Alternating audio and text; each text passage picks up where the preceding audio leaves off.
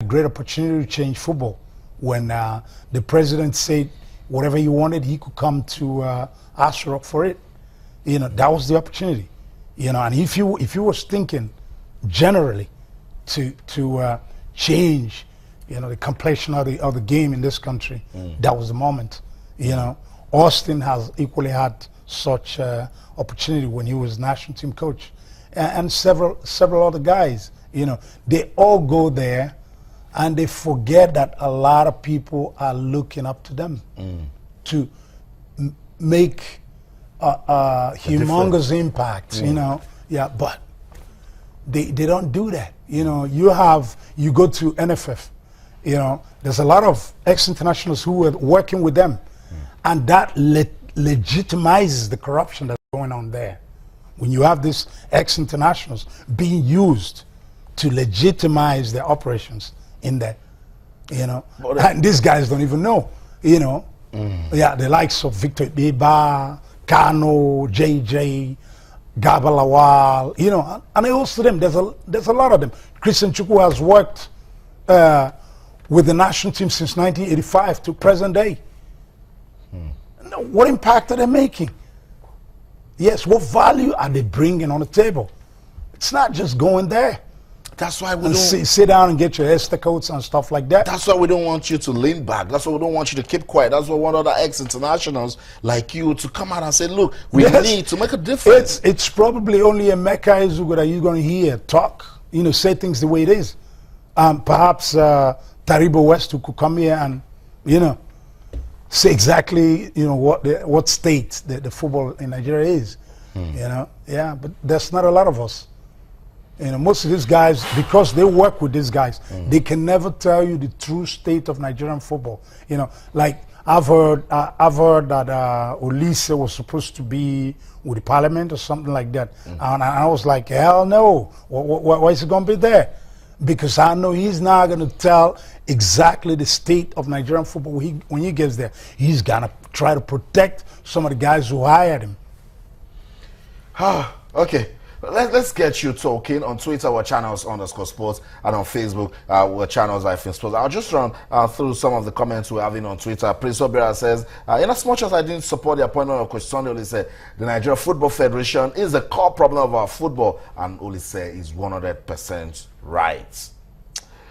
Francis Peter says, good to see Emeka in the studio. Oliseh should know that the NFF has been the same over the years, even when he was playing. And yeah, it doesn't legitimize the things that they do.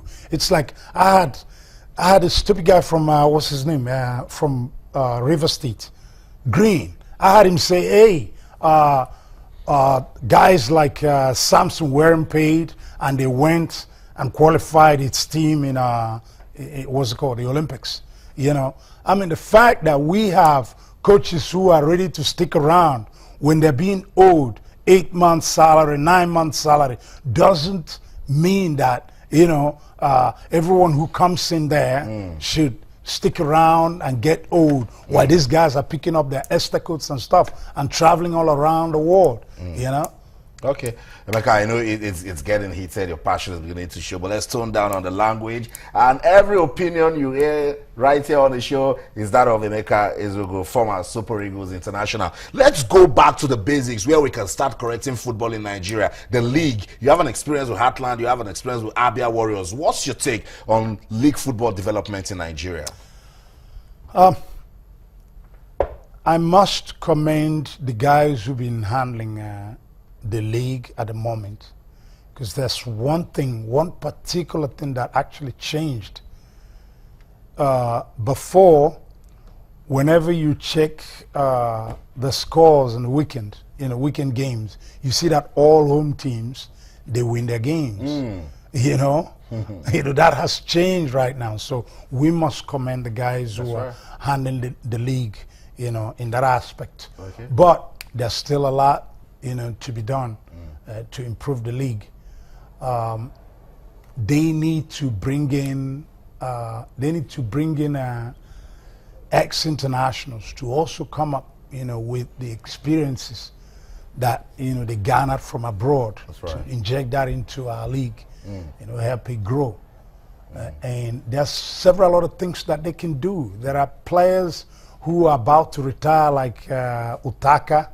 We could bring him back to Nigeria so he can play a couple of seasons before retiring. You know, things With like some that. glamour into exactly. the league, You know, very important. But you see, why we try to bring those ones? You and some of your colleagues that are no longer playing, you were part of it. Why did you leave Abia Warriors?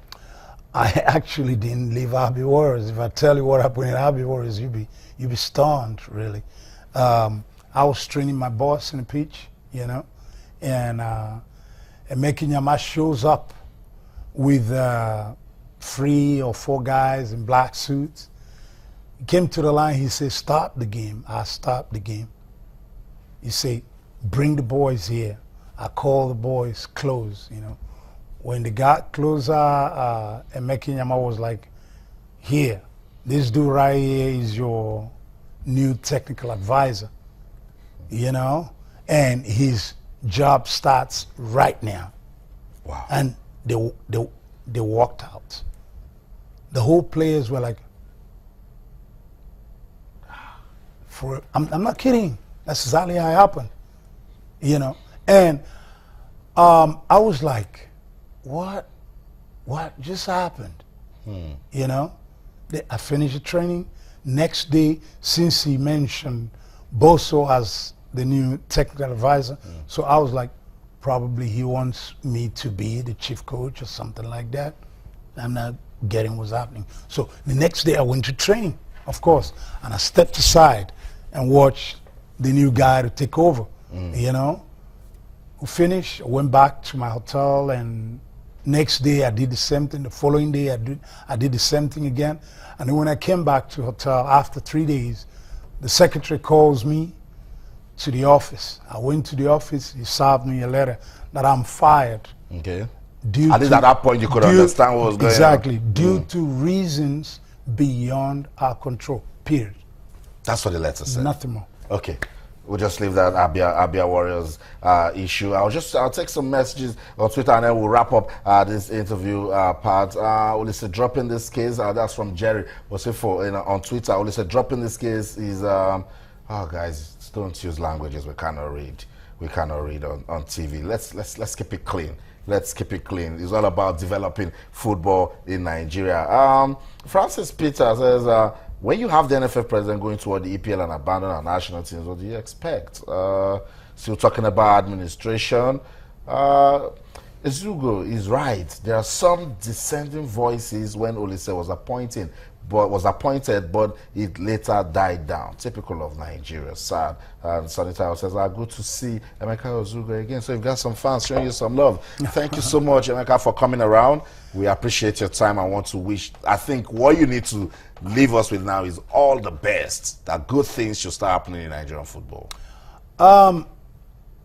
Good things will never happen in Nigerian football if the media continues, the sporting media, if they continue in the same way, good things will never happen in football in Nigeria.